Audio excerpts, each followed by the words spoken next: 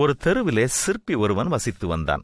ஒருமுறை ஒரு பெரிய பாறையை தன்னுடைய கூடாரத்திற்கு உருட்டி வந்தான்.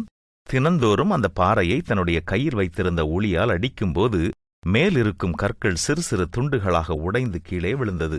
பின்பும் சிற்பி பாறையை உளியால் 10 வருடங்களாக அடித்து அடித்து விலை மதிக்க முடியாத ஒரு அழகிய சிலையை உருவாக்கினான். இப்பொழுது அந்த சிலையை ஒரு பெரிய அரங்கிற்குள் கொண்டு வைத்தான்.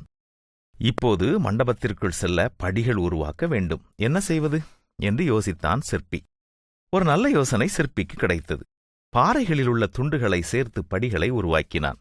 இப்பொழுது மண்டபத்திற்குள் வருகிறவர்கள் எல்லோரும் அந்த சிலையை பார்த்து புகழுகிறார்கள். அதன் பக்கத்தில் நின்று போட்டோக்கள் எடுத்துக் கொள்கிறார்கள். இப்போது அந்த சிலை மிகவும் பிரபலமடைந்து விட்டது. எல்லோரும் சிலையைப் பற்றியே புகழ்ந்து பாடினார்கள். இப்படி இருக்கும் பொழுது படிகளுக்கு சிலையை புகழ்ந்து பாடுவது பிடிக்கவில்லை. ஒரு நாள் மண்டபத்திலிருந்து எல்லோரும் போய்விட்டார்கள்.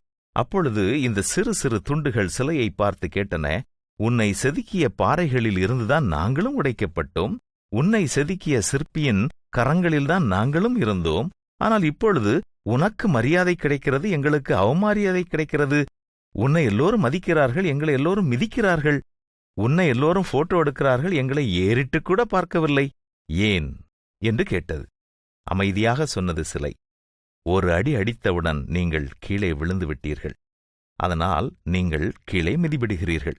நான் வருடக்கணக்காக அடியை பொறுத்து கொண்டதால் எல்லாராலும் மதிக்கப்படுகிறேன். அன்பரே, பல நேரங்களில் நாம் படும் வேதனைகள் நமக்கு புரிவதில்லை. தேவன் நம்மை அடிப்பது சிதைக்க அல்ல, செதுக்க. தேவன் நம்மை அக்கினியின் ஊடாக நடத்துவது நாம் அழிந்து போக அல்ல, சுத்த பொன்னாக விளங்க பண்ண.